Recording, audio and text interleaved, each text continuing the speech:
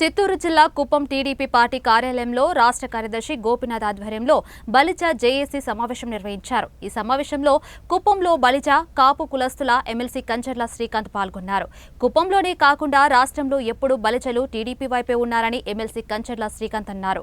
Chandrababu Naidu arrest సమయంలో మేమున్నామని ధైర్యం నింపి అండగా నిలిచిన జనసేన అధినేత పవన్ కళ్యాణ్కి కృతజ్ఞతలు తెలిపారు. రాబోయే ఎన్నికల్లో తమ కులస్తులు మొత్తం చంద్రబాబు వెంట నడిచి రాష్ట్రంలో అధికారంలోకి తీసుకొచ్చేందుకు కృషి చేస్తామన్నారు.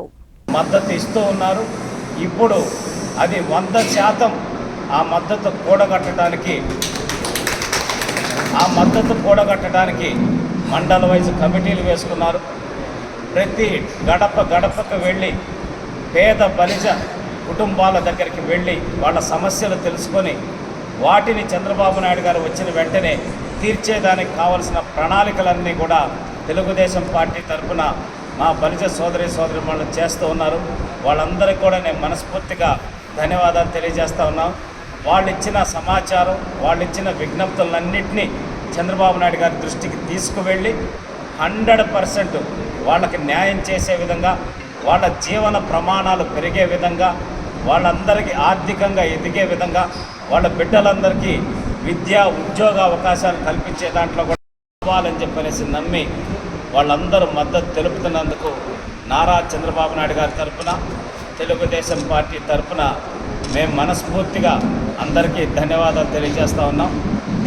అలాగే కుప్పం నియోజకవర్గానికి తీసుకుంటే వైఎస్ఆర్సీపీ ప్రభుత్వం ఏ విధంగా అరాచకాలు చేస్తుందో మనం చూసాం.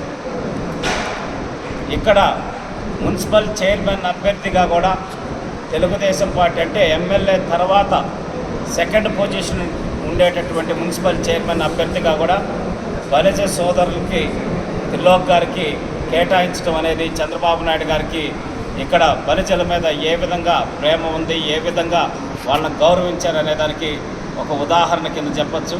అలాగే ఏఎంసీ చైర్మన్గా కూడా సత్యేంద్రశేఖర్ గారికి అవకాశం ఇవ్వటం కానీ, అలాగే రాష్ట్ర కమిటీలో గోపన్నకు కానీ, ఇట్లా అన్ని విధాలుగా కూడా కాన్స్టెన్సీ మహిళా అధ్యక్షురాలుగా అనసూయ గారు కానీ, ఇట్లా ప్రతి ఒక్క అంశంలో కూడా బలిజలకు పెద్దపీట వేస్తూ ఇక్కడ అందరూ చంద్రబాబు నాయుడు గారిని ఇన్ని సంవత్సరాలుగా ఆదరిస్తున్నందుకు వాళ్ళకి సముచిత స్థానం కల్పించుకుంటూ వచ్చిన నారా చంద్రబాబు నాయుడు గారికి కూడా నేను ప్రత్యేకంగా ధన్యవాదాలు తెలియజేస్తున్నాం. అదంతా